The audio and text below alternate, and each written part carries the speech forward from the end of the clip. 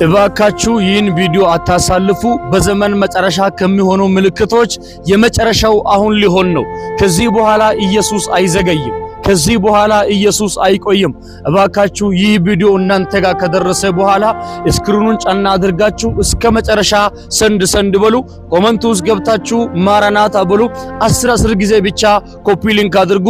መጽሐፍ ቅዱስ ሲናገር ማቴዎስ ወንጌል 24ኛው ምዕራፍ ከቁጥር ደግሞ 14 ላይ እንደዚህ የሚል ቃል አለ።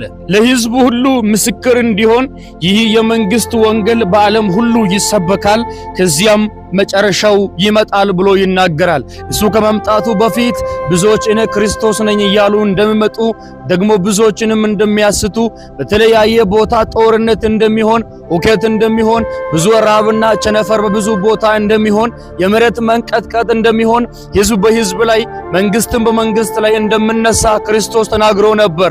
ይህ ሁሉ የምጣር መጀመሪያ ናቸው ይላል። ነገር ግን የመጨረሻው መጨረሻ ምልክት ወንጌል በዓለም ሁሉ ከተሰበከ በኋላ መጨረሻው ይሆናል ወይንም ኢየሱስ ይገለጣል ማለት ነው። ወንድሞቼ አሁን ዩቲዩብ የምናገረው፣ ፌስቡክ የምናገረው፣ ቲክቶክ የምናገረው፣ ኢንስታግራም የምናገረው፣ በተለያየ ቦታ የሚወራው ኢየሱስ ክርስቶስ ሊመጣ እንደሆነ በብዙ ቦታ እየተወራ ነው ያለው። የሁሉ ሰው ጆሮ ክርስቶስ ኢየሱስ ጌታ እንደሆነ ከሰማ በኋላ ወዲያው መጨረሻው ይሆናል። በተለያየ ሱስ ውስጥ ያላችሁ፣ በተለያየ ዓለም ውስጥ ያላችሁ፣ ለማውጣት የተቸገራችሁ ሰዎች ካላችሁ ኑ ወደ ጌታ።